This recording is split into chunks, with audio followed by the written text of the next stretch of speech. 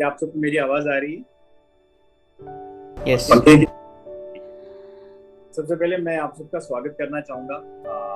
आप सब जो हमारे रेगुलर भाई और बहन हैं, हर रविवार को हमारे साथ में जुड़ते हैं जूम कॉल पे। मैं आप सबका स्वागत करना चाहता हूं। और साथ ही साथ हमारे जो मित्र जो हमें फेसबुक के जरिए हमें देख रहे हैं, हमारी आवाज को सुन रहे हैं, इसको उनका भी हम धन्यवाद करते हैं।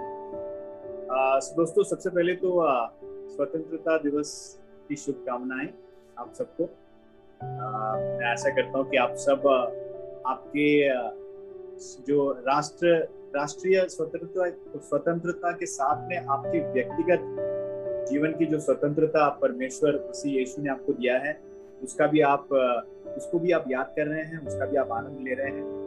ये मैं आशा कर रहा हूँ और इसीलिए हमारे लिए बहुत खास दिन है। तो हमारे लिए दो कारण, जैसे विभांशु ने कहा कि ना सिर्फ हमारे राष्ट्रीय स्वतंत्रता का आनंद ले सकते हैं, लेकिन हमारे व्यक्तिगत जीवन में जो स्वतंत्रता हमने अनुभव किया है उसका भी हम आज सेलिब्रेशन कर सकते हैं। ठीक है, आज हम फिर से वचन की ओर बढ़ेंगे। हमारे लिए वचन जो है वो बहुत ही ज्यादा वचन से सीखना, परमेश्वर के वचन को ग्रहण करना, ये हमारे लिए सबसे ज्यादा महत्वपूर्ण है। और हम इस भाग को, हमारी सेवा के इस भाग को हम बहुत ही गंभीरता से लेते हैं। और मैं आशा करता हूँ कि आप भी यहाँ आए हैं तो मैं ये प्रार्थना करता हूँ कि आपका हृदय परमेश्वर प्रचलित करें, परमेश्वर तैयार करे, ताकि परमेश्वर के वचन को ग्रहण कर सके। और ये प्रार्थना और ये आशा के साथ में मैं चाहूंगा कि आज के जो वचन है जो उसके और हम बढ़े। तो वचन में जाने से पहले सबसे पहले तो मैं आप सबको बताना चाहूंगा कि हमारा जो सरमन है उसका विषय क्या है। ठीक है, अगर आप हमारे साथ में जुड़े हुए तो आपने देखा होगा कि हम एक नए विषय पे प्रचार कर रहे हैं। विषय का नाम है कष्ट और क्लेश को समझना। ठीक है, कष्ट और क्लेश को समझना। पिछले 2 संडे हम कष्ट और क्लेश के बारे में हम सीख रहे हैं, अध्ययन कर रहे हैं। पिछले संडे हमने देखा कि कष्ट हमारे जीवन में क्यों आते हैं, कष्ट का क्या लक्ष्य है हमारे जीवन में। और हमने सीखा बहुत ही एक महत्वपूर्ण सीख, वो ये है कि कष्ट के द्वारा, क्लेश के द्वारा परमेश्वर हमें हमारी शुद्धिकरण करता है, हमें पवित्रता की ओर वो हमें ले जाता है, वो बढ़ाता है। और यही है कष्ट और क्लेश का अनुभव करने के द्वारा परमेश्वर हमारे अंदर वो पूर्ण कर रहा है। ठीक है, आज जो विषय जिसके ऊपर हम प्रचार करेंगे वो है कष्ट और क्लेश के समय सेवा करना। राइट, कष्ट और क्लेश के दौरान सेवा करना। और जो वचन हम देखेंगे वो है पहला पत्रुस, उसका पहला अध्याय, उसका 6वां वचन से लेकर 11वां वचन। ठीक है, मैं लेकिन बढ़ने से पहले एक और बार आपको संदर्भ देना चाहूंगा। सबसे पहले तो पहले पत्रुस का संदर्भ देना चाहूंगा। मैंने पिछली बार भी आपको उसका संदर्भ दिया था।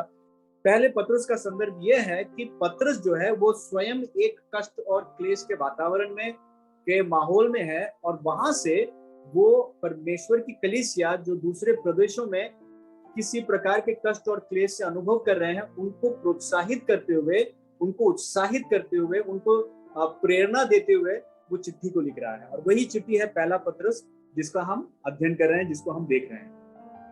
अब आएंगे हमारे वचन की ओर, हमारा जो 5वां अध्याय है।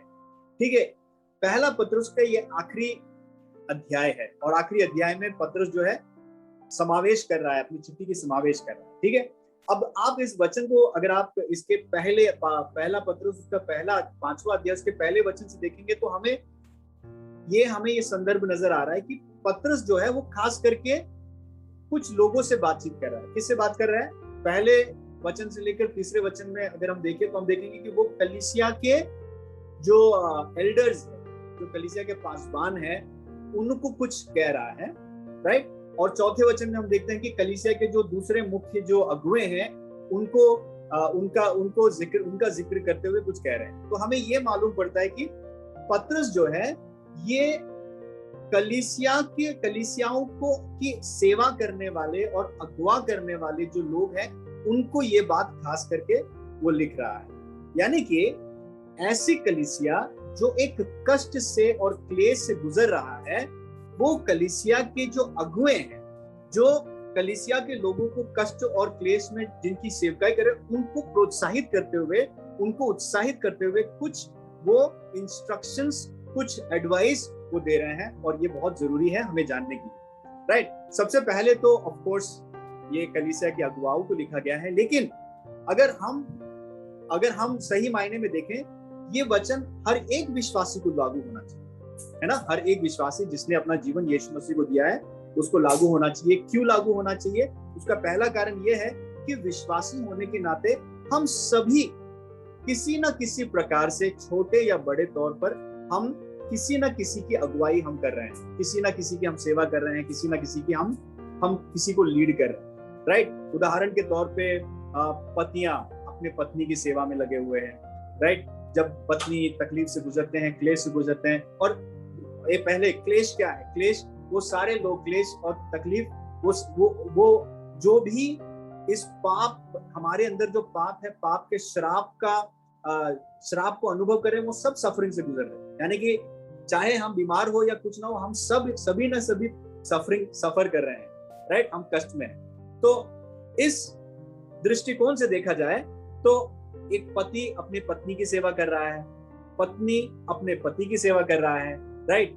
एक दोस्त अपने दूसरे दोस्त की सेवा कर रहा है, एक अगुवा अपने कम्युनिटी की सेवा कर रहा है, परिवार में हम एक दूसरे की सेवा कर रहे हैं। तो मैं जब ये वचन को देखता हूँ, हालांकि पत्रुस जो है वो लीडर्स और अगुवों को लिख रहा है, लेकिन मैं ये समझता हूँ कि आज का जो वचन है ये हर एक लोगों के लिए है जो अपने जीवन में कहीं ना कहीं किसी ना किसी की सेवा में लगे हुए हैं, राइट। हम सब किसी ना किसी की सेवा में लगे हुए हैं, लाइक जरूरी नहीं है कि डायरेक्ट बिलीवर्स, हमारे विश्वासी परिवार वालों से, कभी कभी हमारे अविश्वासी परिवार वालों की भी हम सेवा में लगे हुए, तो हम सेवा में लगे हुए हैं। और मैं ये मानता हूं कि आज जो पत्रस हमसे कह रहा है ये हमारे लिए बहुत जरूरी है। अगर खास करके हम अपने आप को इस पढ़ाव में देख रहे हैं, अगर अपने आप को हम वो जगह पे देख रहे हैं कि हाँ मैं सेवा में हूँ, मैं अपनी पत्नी की, अपने पति की, अपने बच्चों की मैं सेवा में हूँ, तो मैं कहूंगा कि आज का जो बातें हैं, जो पत्रस हमें कहने की कोशिश कर रहा है, ये हम सबके लिए बहुत ही इंपॉर्टेंट है, और सही मौके पर, सही समय पर ये बातचीत, ये वचन हमें परमेश्वर की ओर से हमें दिया गया है। इसलिए मैं चाहूंगा कि आप सब इसे गौर से सुनिए, क्योंकि पत्रस हमें बहुत ही इंपॉर्टेंट, बहुत ही महत्वपूर्ण चीजें बोल रहा है जिसे हमें ध्यान में रखना है, राइट।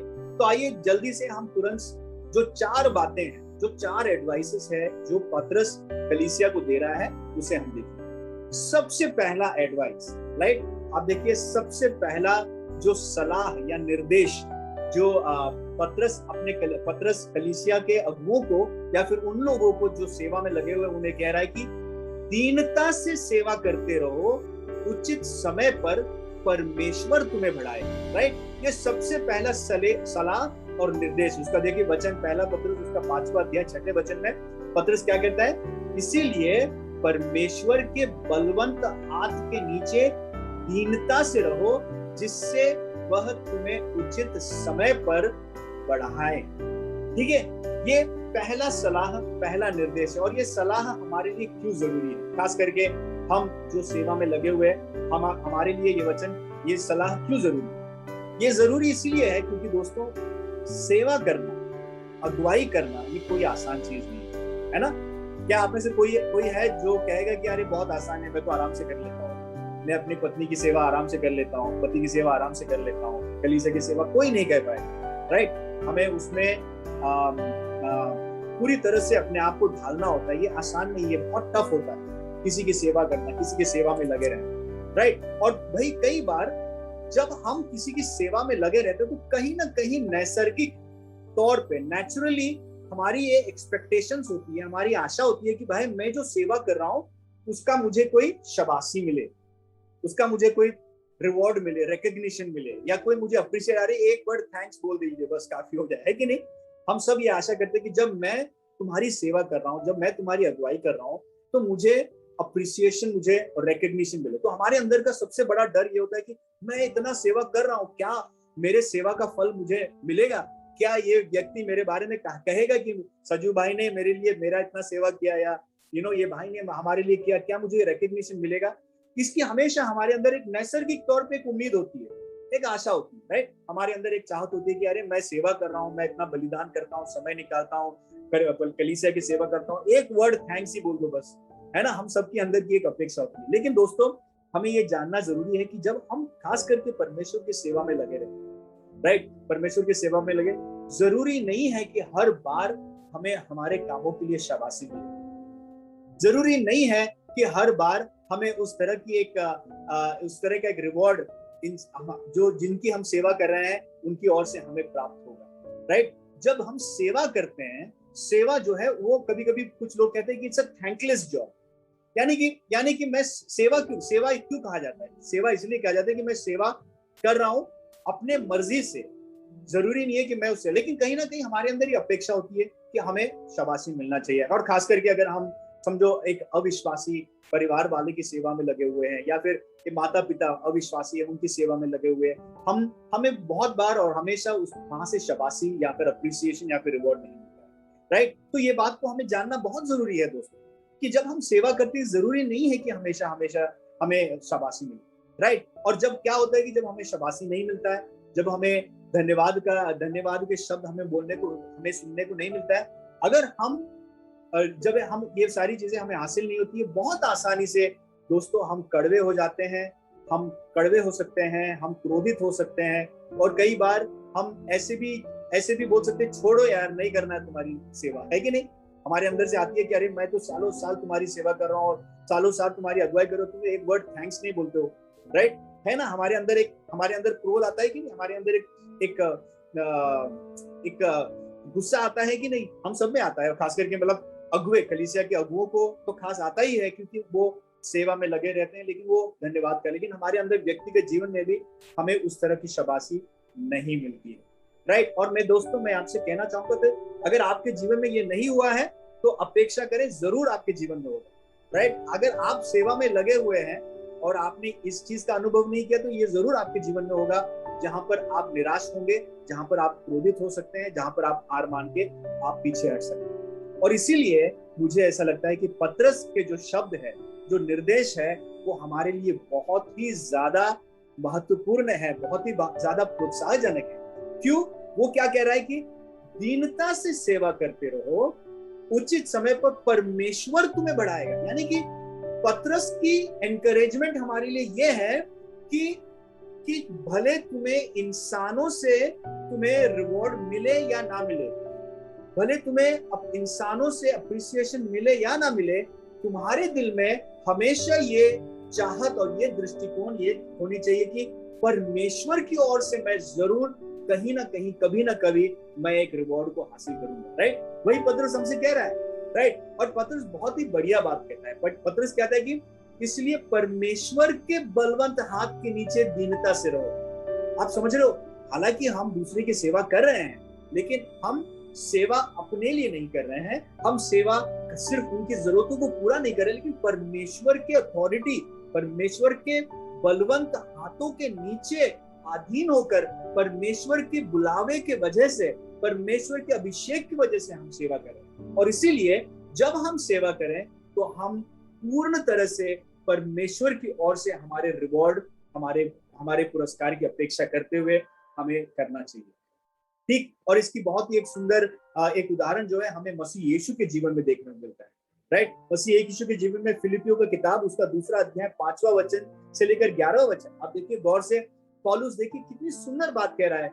मसीह हमारे लिए किस तरह का एक उदाहरण बना, मसीह की दीनता की वजह से परमेश्वर जो उसका पिता है किस तरह से उसको बढ़ाता है। देखिए फिलिपियों की किताब, उसका 2 अध्याय 5वां अध्याय से लेकर 5वें वचन से 11वें वचन में कि जैसा मसीह यीशु का स्वभाव था वैसा ही तुम्हारा भी स्वभाव हो, जिसने परमेश्वर के स्वरूप होकर भी परमेश्वर के तुल्य होने को अपने वश में रखने की वस्तु न समझा, वरन अपने आप को ऐसा शून्य कर दिया और दास का स्वरूप धारण किया और मनुष्य की समानता में हो गया और मनुष्य के रूप में प्रकट होकर अपने आप को दीन किया और यहाँ तक आज्ञाकारी रहा कि मृत्यु, हाँ, क्रूस की मृत्यु भी सही। इस कारण परमेश्वर ने उसको अति महान भी किया और उसको वह नाम दिया जो सब नामों में श्रेष्ठ है, कि जो स्वर्ग में और पृथ्वी पर और जो पृथ्वी के नीचे है, वे सब पर यीशु के नाम पर घुटना टेके और परमेश्वर पिता की महिमा के लिए हर एक जीव अंगीकार कर ले कि यीशु मसीह ही प्रभु है। दोस्तों, यीशु मसीह में हमें कितना ही एक सुंदर उदाहरण नजर आता है, जहां पर वो महान राजकुमार होने के बावजूद उसने अपने आप को दीन किया, और उसके दीन करने की वजह से परमेश्वर ने उसे उभारा, परमेश्वर ने उसे श्रेष्ठ बनाया। और दोस्तों, ये हमारे लिए बहुत जरूरी है। क्यों हमारे लिए जरूरी ये है? क्योंकि इसके द्वारा हमें पता चलता है कि मसीह यीशु की जो सेवकाई, जो हमारे लिए उसने जो सेवकाई थी, उसे हमें यहाँ पे दिखाई देता है। जहाँ पे दोस्तों, जब हम परमेश्वर के खिलाफ हो गए थे, जब हम परमेश्वर के विरोध हो गए थे, जब हम परमेश्वर से के दूर हो गए थे, जब हम क्रोध के बच्चे हो गए थे, हम पाप में मरे हुए थे, यीशु मसीह स्वयं स्वर्ग को छोड़कर हमारे लिए आया। वो दीनता से हमारी उसने सेवा की, ताकि वो हमारे पाप अपने ऊपर लेकर अपनी धार्मिकता हमें प्रदान कर ले, ताकि हम अनंत काल का जीवन अनुभव कर सके। और जब वो करता है, प्रभु वचन कहता है फिलिपियों की कि परमेश्वर पिता यीशु मसीह को सबसे श्रेष्ठ किया है। ये हमारे लिए बहुत ही एक बड़ा उदाहरण हमें यीशु मसीह को में देखने को मिलता है। और इसलिए दोस्तों, मैं कहूंगा कि एक जेन्युइन क्रिश्चियन सेवा, एक जेन्युइन मसीही सेवा जो है, वो हमेशा एक अस्वार्थी दिल से ही किया जा सकता है, सेल्फलेस हार्ट से ही हम किया जा सकता है, राइट? अगर हम पहला पत्रस उसका 5वां अध्याय, दूसरे अध्याय में भी हम देखें तो देखिए, उसके पहले वाले कुछ वचनों में भी अगर हम देखें तो पत्रस दूसरे वचन में क्या कहता है कि परमेश्वर के उस झुंड को जो तुम्हारे बीच में है रखवाली करो, और यह दबाव से नहीं परंतु परमेश्वर की इच्छा के अनुसार आनंद से और नीच कमाई के लिए नहीं पर मन लगाकर। दोस्तों, इसीलिए ये पहला प्रोत्साहन ये हमारे लिए बहुत जरूरी है, खास करके जब हम हमारे जीवन में हम सेवकाई कर रहे हैं। उन लोगों की जो क्लेश और तकलीफ से गुजरते हैं, वो है कि हम दीनता से परमेश्वर की सेवकाई, लोगों की सेवकाई करते रहें, और पुरस्कार केवल परमेश्वर और परमेश्वर से ही पाने की चाहत रखें, राइट? जो दूसरी बात हम देखना चाहेंगे, जो दूसरा निर्देश, खास करके उन लोगों के लिए, उन अगुओं के लिए जो कलीसिया की देखभाल कर रहे हैं, वो जो दूसरा निर्देश वो देता है, वो देखिए पहला पत्रस उसका 5वां अध्याय 7वें वचन में वो कहता है कि अपनी सारी चिंता उसी पर डाल दो क्योंकि उसको तुम्हारा ध्यान है, राइट? निर्देश यह है कि अपनी चिंता उस पर डालो क्योंकि वह हम सभी की चिंता करता है, राइट? ये भी हमारे लिए बहुत जरूरी है, राइट?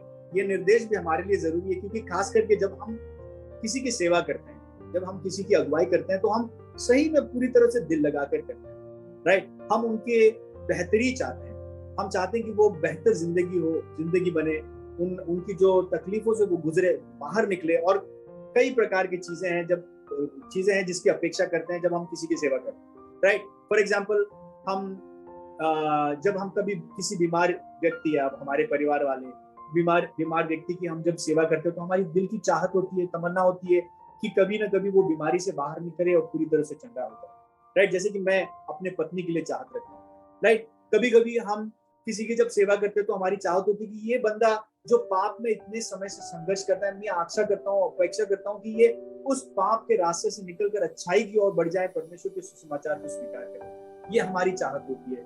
कई बार माता पिता होने के नाते हम हमारे बच्चों के लिए हमारी ये चाहत होती है कि मेरे बच्चे जो है अच्छे परवरिश हम दे सके और अच्छी तरह से वो आपको स्वीकार कर सके, आपके आज्ञाओं का पालन करते हुए अपने जीवन को बिताए, ये हम अपेक्षा करते हैं। और फिर किसी लोगों के लिए अगर हम अगुए हैं तो हमारी कम्युनिटी की हमें चाहत रखती है कि हमारी कम्युनिटी, हमारा कलीसिया परमेश्वर में बढ़ता रहे, या फिर किसी की जो नौकरी के लिए संघर्ष कर रहा है उसकी नौकरी लग जाए। सारी चीजें हमारे अंदर चाहत होती है। लेकिन दोस्तों, चाहे हम कितना भी परिश्रम कर लो, चाहे हम कितना भी चिंता कर लो, हमारी चिंताओं से या हमारे परिश्रमों से हम किसी के भी हालात को बदल नहीं सकते, है कि नहीं? हम किसी के भी हालात को बदल सकते हैं, हमारी चिंताओं से, हमारे परिश्रमों से हम नहीं बदल सकते। क्या? और अगर हमारी ये सोच, अगर हम ये सोच रहे कि हम जब ये सोचते कि मेरे कामों की वजह से, मेरे कंट्रीब्यूशन की वजह से ये व्यक्ति का जीवन बदलने वाला, तो ये जरूरी नहीं है ये होगा, राइट।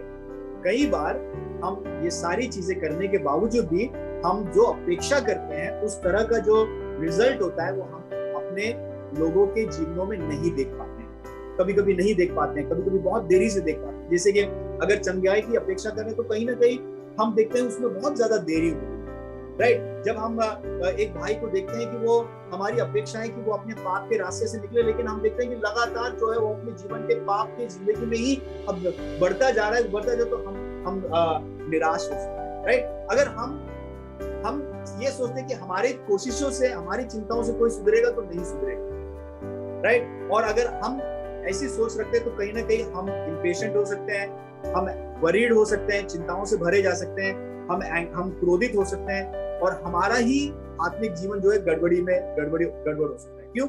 हमारे ऐसा लगता है कि मेरे कोशिशों से कोई परिवर्तन हो रहा है। नहीं दोस्तों, परमेश्वर हमारी कोशिशों से नहीं, लेकिन परमेश्वर की कोशिशों से। परमेश्वर है जो दूसरे के जीवन में तब्दीली लाता है, परमेश्वर है जो प्रार्थनाओं का जवाब देता है। ये हमारे लिए बहुत बहुत ज्यादा जरूरी है, ये बहुत ज्यादा जरूरी है।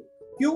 ये यहाँ पे, और इसीलिए जो है पतरस के वचन में पतरस क्या कहते हैं कि तो हमें अगुवे होने के नाते हमें क्या करना है?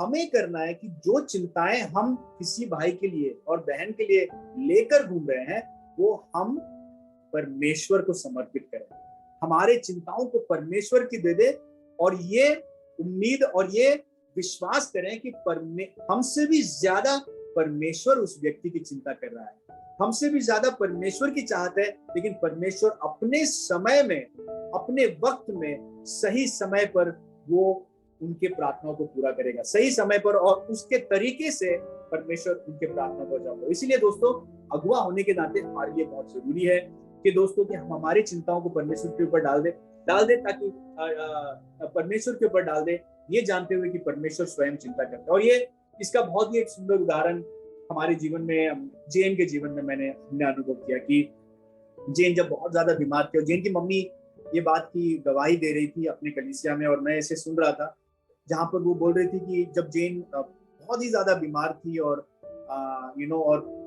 अस्पताल में थी, और जेन की मम्मी जो है वो प्रार्थना कर रही थी परमेश्वर के पास और रो रही थी, गिड़गिड़ा रही थी, चिंता से भरी हुई थी, और अचानक से जैसे वो प्रार्थना कर रही थी, उन्हें लगा कि पवित्र आत्मा उनसे कह रहा है कि क्या जेन की मम्मी से कह रहा है क्या तुझे लगता है कि तू मुझसे ज्यादा जेन के बारे में चिंता कर रही है, या क्या तुझे ये यकीन है कि मैं I care more for Jen then you do, right. Know that जब उनको ये एहसास हुआ कि उनसे भी ज्यादा परमेश्वर की चाहत है कि जेन पूरी तरह से चंगी हो जाए, right, when that is when, और तभी वो अपने बोझ को परमेश्वर को समर्पित कर पाए। और जब अपने बोझ को परमेश्वर से समर्पित कर पाई, वो उन्हें एक बहुत ही उन्होंने शांति का अनुभव किया, उन्हें बहुत खुशी का अनुभव किया, क्योंकि वो जान गए कि मेरे चिंताओं से नहीं, लेकिन परमेश्वर की इच्छा के अनुसार वो जेन को जो चंगाई है, जो उसे हासिल होना चाहिए, वो उसे देगा, राइट। दूसरे वचन में भी हम देखते हैं, देखिए पहला पतरस उसका 5वां अध्याय उसके दूसरे वचन, हमारे वचनों से कुछ पहले वचनों में भी पतरस ये बात को जिक्र करता है। पतरस ये क्या करता है, कहता है, लीडर्स को कहता है कि ये जो फ्लॉक है, ये जो लोग हैं, ये मेरे फ्लॉक है, this is my flock, right, ये मेरे लोग हैं जो मैंने तुम्हें दिया है ताकि तुम उनकी देखभाल कर सको, राइट। तो दोस्तों, हमें ये बात कहीं ना कहीं हमारे जहन में पूरी तरह से घोल लेना है, याद करना है, जब हम लोगों की सेवा करते हैं कि परमेश्वर जो है, जो लोगों के जीवन में परिवर्तन लाता है। हमारे चिंताओं करने से हम किसी के जीवन को बदल नहीं सकते, लेकिन हमारी चिंताओं को हमें परमेश्वर के ऊपर डालना है, क्योंकि परमेश्वर उनकी हमसे भी ज्यादा चिंता करता है, राइट। ये दूसरा निर्देश हमें यहाँ पे देखने को मिलता है। आइए दोस्तों, हम अभी तीसरे निर्देश की ओर जाएं। तीसरी बात देखिए, पौलुस कहता हूँ मैं बार-बार, पतरस जो है वो उन लोगों को जो सेवकाई कर रहे हैं, जो किसी की जो दुख और क्लेश में जिनकी सेवकाई कर रहे हैं, उनको निर्देश देते हुए ये कह रहा है, वो कह रहा है कि सतर्क रहें और बुराई का विरोध करें, क्योंकि दुश्मन तुम्हारे पीछे है, राइट। सतर्क रहें और बुराई का विरोध करें, क्योंकि दुश्मन तुम्हारे पीछे है। पहला पतरस 5वां अध्याय उसके 8वें वचन में पतरस लिखता है कि सचेत हो और जागते रहो, क्योंकि तुम्हारा विरोधी शैतान गरजने वाले सिंह के समान इस खोज में रहता है कि किसको फाड़ खाए। राइट दोस्तों, ये निर्देश भी बहुत ज्यादा जरूरी है। और मैं जब ये वचन को पढ़ रहा था तब मुझे एहसास हुआ कि मैं जब जीन के साथ में उसकी अस्पताल में था, और जब हम उसकी सेवा कर रहा था, कहीं ना कहीं मैं देख रहा, जब हम सेवा करते हैं, किसी भी प्रकार की हम सेवा करते हैं, तो हमारे अंदर इट इज वेरी इजी, बहुत आसान है कि हम थक जाते हैं।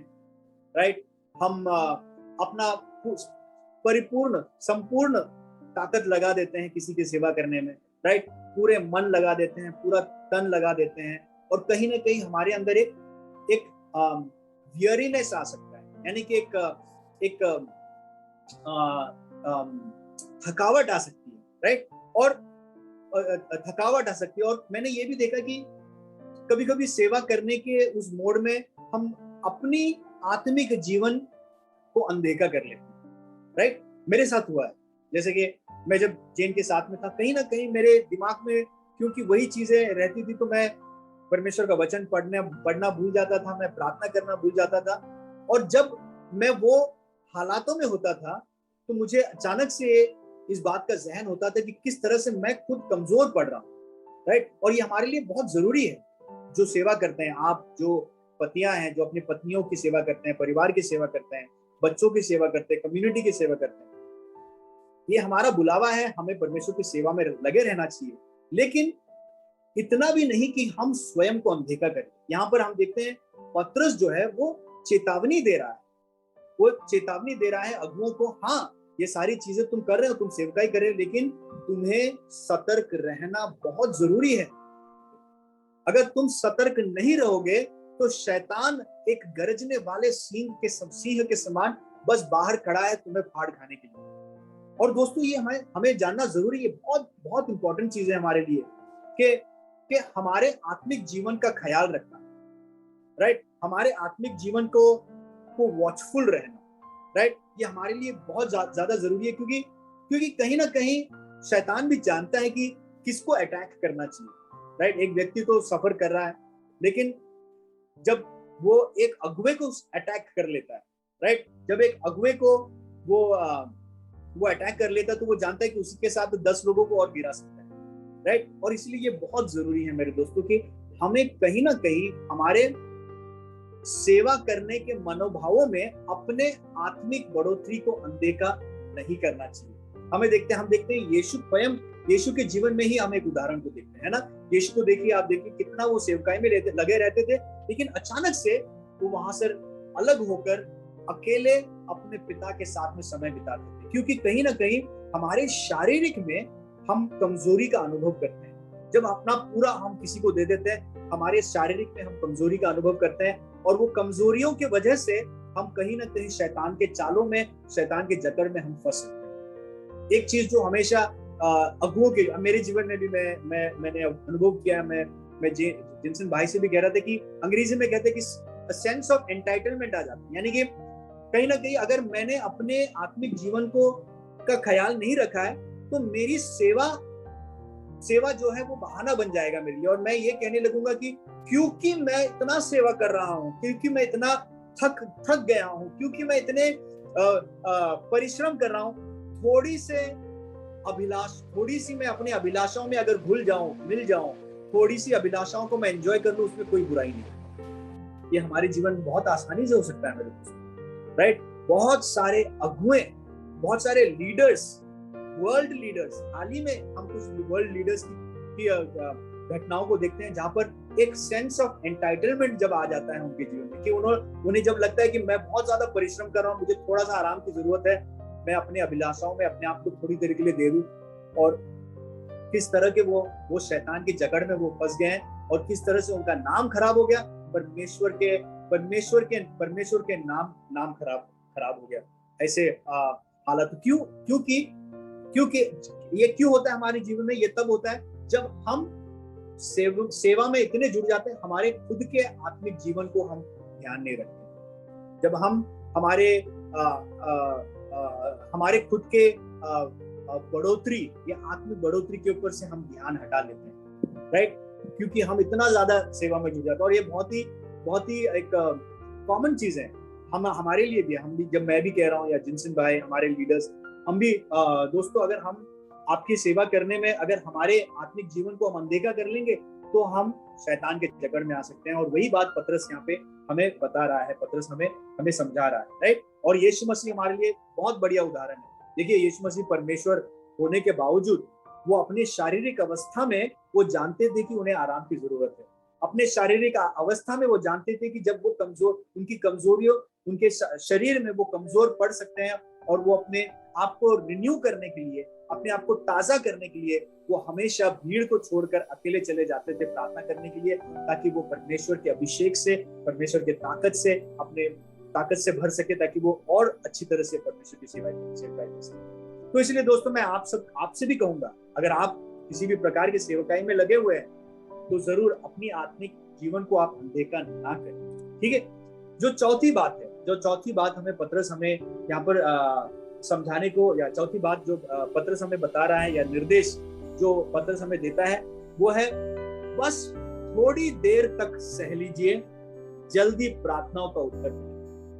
ठीक है, बस थोड़ी देर तक सह लीजिए, जल्दी ही प्रार्थनाओं को उत्तर मिलेगा। पहला पतरस उसका 5वां अध्याय 10वें वचन में पतरस लिखता है कि अब परमेश्वर जो सारे अनुग्रह का दाता है, जिसने तुम्हें मसीह में अपने अनंत महिमा के लिए बुलाया, तुम्हारे थोड़ी देर तक दुख उठाने के बाद आप ही तुम्हें सिद्ध और स्थिर और बलवंत करेगा। दोस्तों, कितनी बड़ी बात है, राइट?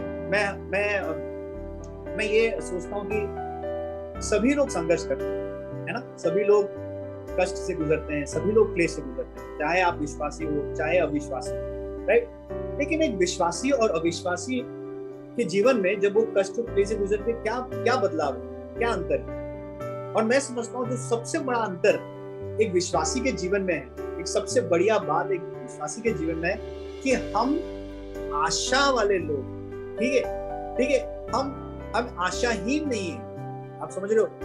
जब अन्य विश्वासी जब तकलीफों से गुजरते हैं, उनके जीवन में आशा नहीं है, उनको कोई अपेक्षा नहीं है कि उनके जीवन में उनका जीवन बेहतर हो। लेकिन हम जो परमेश्वर के बच्चे हैं, हमें आशा में जीना बहुत जरूरी है, क्योंकि परमेश्वर के वचन, जब हम किसी की सेवकाई कर रहे हैं, ना सिर्फ हमारे लिए लेकिन उस व्यक्ति के लिए जो जिसकी हम अगुवाई कर रहे हैं, उस व्यक्ति के लिए जिसकी हम सेवा कर रहे हैं, हम ये यकीन के साथ, ये विश्वास के साथ हमारे सेवकाई में हम बढ़ते रह सकते हैं, क्योंकि हमारे अंदर एक उम्मीद है कि जरूर परमेश्वर हमारे प्रार्थनाओं का जवाब देगा, जरूर परमेश्वर हमारे बंधनों से छुड़ाएगा, जरूर परमेश्वर हमें सिद्ध बनाएगा, हमें स्थिर बनाएगा, हमें बलवंत करेगा, राइट? ये हमारे लिए सबसे बड़ी और सबसे बड़ी एनकरेजमेंट होनी चाहिए जो लोग सेवा में लगे हुए, राइट? हमें उम्मीद नहीं छोड़ना चाहिए। अगर आप किसी की सेवा में लगे हो और आप उसके जीवन में परिवर्तन तो नहीं देख रहे हैं, हमें उम्मीद नहीं छोड़ना चाहिए। अगर आप अपने बच्चों के जीवन में परिवर्तन जो चाह रहे हैं वो नहीं देख रहे हैं, हमें उम्मीद नहीं छोड़ना चाहिए, राइट? हमारे परिवार के किसी सदस्य जो बीमारी से गुजर रहे हैं, तकलीफ से गुजर रहे हैं, हमें उम्मीद नहीं छोड़ना चाहिए, क्योंकि परमेश्वर का वचन हमसे वादा करता है कि जरूर वो हमारे प्रार्थनाओं को सुनने वाला परमेश्वर। मांगो और दिया जाएगा। परमेश्वर का वचन कहता है कि मांगो, यीशु मसीह के नाम से आप हमें दिया जाएगा। परमेश्वर का वादा है हमारे लिए। और मैं जब हम भी जब चेन के बीमारी से गुजरे, हमने आशा नहीं छोड़ी, हमने आशा नहीं, हम आशा ही नहीं। हम जानते हैं कि चाहे उसे इस तरह की एक तकलीफ से गुजरना पड़ा, चाहे इस तरह की एक सर्जरी से गुजरना पड़ा, चाहे इस तरह का एक थैला उनके लगा, लेकिन परमेश्वर जरूर हमें इस तकलीफ में हमें स्थिर बनाएगा, हमें बलवंत बनाएगा, और जेन का वो इस्तेमाल करेगा अपने महिमा के लिए। पर दोस्तों, ये आशा हमारे अंदर है, ये किसी और में नहीं है, लेकिन हमारे अंदर ये आशा के साथ और आशा वाले लोग हैं, ये हमारे लिए सबसे ज्यादा इंपॉर्टेंट। इसीलिए दोस्तों, ये 4 चीजें, राइट? ये 4 चीजें हैं। खास करके अगर आप किसी भी प्रकार के सेवकाई में लगे हैं, लाइक किसी भी प्रकार के अगुवाई में लगे हुए हैं। तो दोस्तों मैं चाहूंगा कि हम इस चीजों के ऊपर मनन करें। ठीक है, हमारे लिए दृष्टिकोण होना बहुत जरूरी है। कई बार हम वचन को पढ़ते हैं लेकिन हम वचन में से ये सारी चीजों को हम समझ नहीं पाते, लेकिन आज परमेश्वर ने हमें मौका दिया। परमेश्वर ने वचन के द्वारा हमें एक और बार हमें सतर्क बना रहा है, हमें इंस्ट्रक्शन दे रहा है। तो हमारा जवाब क्या होना चाहिए? हमारा जवाब होना चाहिए कि हम हमारे दिल को टटोल कर दें। जैसे परमेश्वर का वचन हमारे अंदर हम तक पहुंचा है, ये परमेश्वर की वाणी है, परमेश्वर के बोल है। परमेश्वर अपने वचन के द्वारा हमसे बातचीत कर रहा है। हमारा जवाब होना चाहिए कि हमारे दिल को टटोले इसको, राइट। तो ये 4 चीजों के सामने रखते हुए हमें कैसे अपने दिल को टटोलना है। सबसे पहले हमारे दिल को टटोल कर देखना है कि क्या मैं अपनी सेवा में, अपनी अगुवाई में मैं दीनता से कर रहा हूं या घमंड से भरा हुआ है। क्या मैं दबाव से किसी की सेवा कर रहा हूं, क्या मैं क्रोध में किसी की सेवा कर रहा हूं, या मैं दीनता से सेवा कर रहा हूं। क्योंकि अगर दीनता के अलावा और किसी भी प्रकार से हम किसी की सेवा कर रहे हैं तो दोस्तों वो सही तरीका नहीं है। परमेश्वर नहीं चाहेगा कि हम उस तरह की किसी की सेवकाई करें। परमेश्वर चाहता है कि हम दीनता से, नम्र होकर इस तरह से सेवा करें जैसे हम परमेश्वर के अधिकार और परमेश्वर की सेवा हम करें, राइट। हमारे दिल को टटोलना है। मैं चाहूंगा कि हम सब अपने दिल को टटोल कर देखें। क्या हम ग्रम्पी और प्राइडफुल तरह से किसी की सेवा कर रहे हैं? तो हमें परमेश्वर के पास आना है और माफी मांगना। दूसरा, क्या हम किसी व्यक्ति की सेवा करने के समय हम बहुत ज्यादा अपने आप को चिंता से भरे हुए हैं, राइट। हमारे चिंताओं को परमेश्वर के ऊपर उंडेलने के अलावा बजाय हम स्वयं पूरी चिंता लेकर अगर बैठे हुए हैं कि ये जो व्यक्ति है अपने उसके तकलीफ से कैसे निकलेगा, और वो चिंता हमें खाई जा रही। अगर इस तरह से हम एक दृष्टिकोण है, हम हमारी चिंताओं में भरे, तो हमें परमेश्वर के पास आकर माफी मांगना है। परमेश्वर से कहना है कि परमेश्वर आज इस वक्त मैं अपने सारे बोझ अपने लिए, अपने भाई के लिए, अपने बहन के लिए जो बोझ मैं कैरी कर रहा हूं वो बोझ मैं आपको दे रहा हूं, क्योंकि मैं जानता हूं कि परमेश्वर आप मुझसे भी ज्यादा उस व्यक्ति की आप चिंता कर रहे हैं।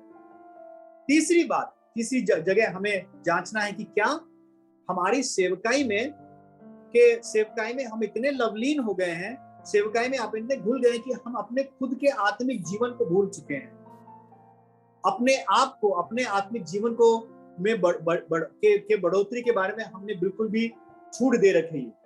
यानी कि हमने बिल्कुल ढीला छोड़ दिया हमारे जीवन। यानी कि मैं सेवा तो लगा दिन भर सुबह, लेकिन शाम को जाता हूं तो अपना मैंने ढील दे रखा है। मैं एंटरटेनमेंट जमकर करता हूं, मैं अपने अभिलाषाओं में जमकर मैं घुला रहता हूं, सुबह उठकर वापस सेवा करो। क्या इस तरह की एक मन बनाया है आपने? क्या इस तरह की एक स्थिति है आपकी? क्या आपने अपने आप को एक सेंस ऑफ एंटाइटलमेंट में डाल दिया है, जहां पर आपको लगता है कि क्योंकि मैं बहुत बड़ा सेवा करता हूं कि तो मुझे अपने अभिलाषाओं में थोड़ा मगन होने में कोई हर्ज नहीं है? तो दोस्तों ये बहुत ही गलत है, क्योंकि अगर हम ऐसी जगह पे हैं तो हमें सतर्क रहना है, क्योंकि जो शैतान है वो हमें कभी भी दबोच सकता है और कभी भी हमें गिरा सकता है, राइट। चौथी बात, जैसे हमने वचन में देखा है, क्या आपके सेवा में आप निराशा से गुजर रहे हैं, राइट। आप किसी की सेवा कर रहे हैं लेकिन आपने हार मान लिया, आप आशा नहीं देख रहे हैं, आप उनकी बढ़ाई, आपने किसी को देखा बोले ये तो सुधरने वाला ही नहीं, ये बीमारी शायद जाएगी नहीं। क्या आप ऐसे मन बनाए हैं अपने जीवन में? अपने विवाह को लेकर, अगर आपके विवाह में आप संघर्ष कर रहे हैं, क्या आपने अपने आप को इस तरह की सोच में डाल दिया कि आप यही है मेरी जिंदगी भर मैं ऐसी बनी रहूंगी? तो दोस्तों ये गलत सोच है, क्योंकि दोस्तों हम आशा वाले लोग हैं। आज शायद हम सफलता को नहीं देख रहे हैं, आज शायद हम रिजल्ट को नहीं देख रहे हैं, लेकिन हमें निराश नहीं होना है कि परमेश्वर का वचन हमें वादा करता है कि अगर हम दीनता से, अगर हम सच्चे दिल से परमेश्वर की खोज करेंगे, अगर परमेश्वर की खोज करेंगे, परमेश्वर के राज्य की खोज करेंगे, तो वो हमारी सारे दिलों की आग्रह को वो पूरा करने की काबिल है, और वो जरूर हमारे सारे आग्रह को पूरा करेगा।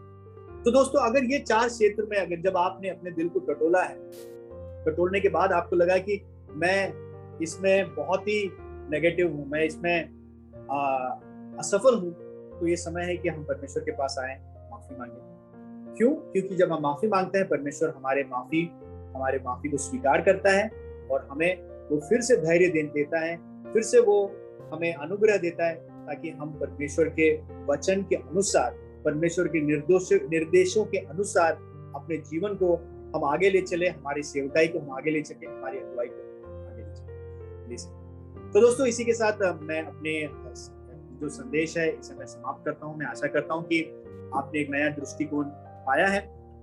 इस समय मैं चाहूंगा कि हम फिर से प्रभु भोज में हम भाग लेने जा रहे हैं। और जब आप प्रभु भोज में भाग ले रहे हैं, जैसे कि मैंने पहले पॉइंट में मैंने आप सबको बताया था कि किस तरह हमने यीशु मसीह की सेवकाई को देखा, राइट। जब हम प्रभु भोज में भाग लेते हैं तो हम उस उदाहरण को याद कर रहे हैं। जब हम प्रभु भोज में भाग लेते हैं तो हम ये याद करते हैं कि किस तरह मसीह ने अपने आप को हमारे लिए बलिदान किया, हमारे लिए कुर्बान किया, हमारे पापों को उसने अपने ऊपर ले लिया, अपने शरीर को हमारे लिए तोड़ा, अपने लहू को हमारे लिए बहाया, और एक धार्मिकता और पाप के ऊपर विजय पाकर हमें उसने धार्मिकता सौंपा है, राइट। इस बात को हम याद करते हैं जब हम प्रभु भोज में भाग लेते हैं। सो दोस्तों, मैं चाहूंगा कि मैं कुछ समय आप सबको देना चाहूंगा। आप ये सारी चीजें जो मैंने आपसे कहा है, उसी के साथ में ये जो खास करके ये बात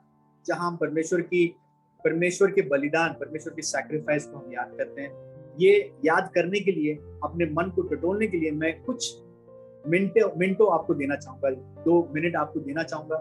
आइए हम सब अपने हाथ में, अगर आपके पास रोटी है तो रोटी को ले ले, आपके पास अगर प्याला है प्याले को ले ले, और अपने साथ में रखकर मैं चाहूंगा कि 2 मिनट के लिए हम सब अपने दिलों को जांच कर देखें। और जांच को देखने के बाद मैं आपके लिए प्रार्थना करूंगा, हम सबके लिए प्रार्थना करेंगे, और फिर हम सब मिलकर इस प्रभु भोज में भाग लेंगे। और जैसे हम इसे स्वीकार करेंगे, जैसे हम हमारे शरीर में इसे स्वीकार करेंगे, हम ये याद करते हुए करेंगे कि किस तरह यीशु मसीह के द्वारा आज हम स्वतंत्रता का आनंद ले सकते हैं। आइए अपनी आंखों को बंद करें, अपने सिरों को झुकाएं।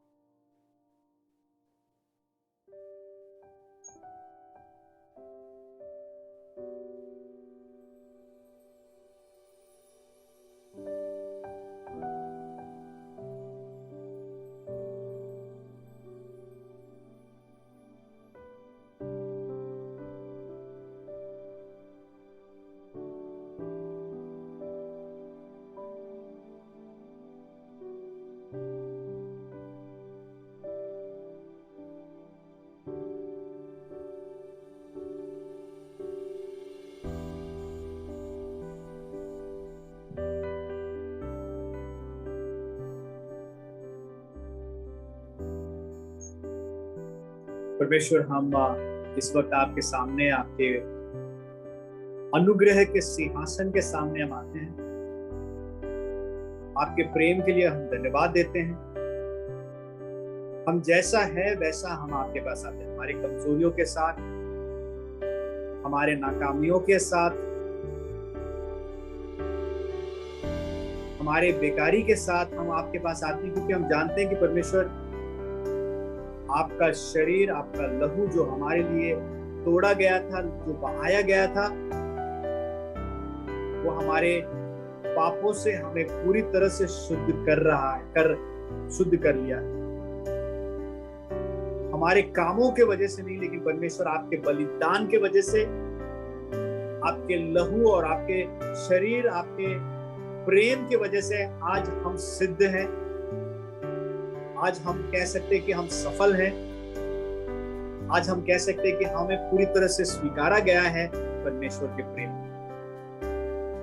कि हम बिल्कुल अनाथ नहीं हैं, लेकिन उस परम पिता परमेश्वर के बच्चे हैं, उस परमेश्वर का राज्य के भाग हैं, केवल आपके प्रेम की वजह से, केवल आपके अनुग्रह की वजह से।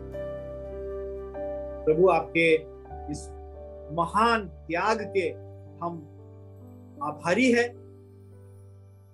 अपने घुटनों को टिकाते हैं, अपने सिरों को झुकाते हैं और धन्यवाद देते हैं। जैसे हम इस रोटी और प्याले में। आइए दोस्तों, हम रोटी को लें और प्याले को लें और मसीह के उस बलिदान को याद करते हुए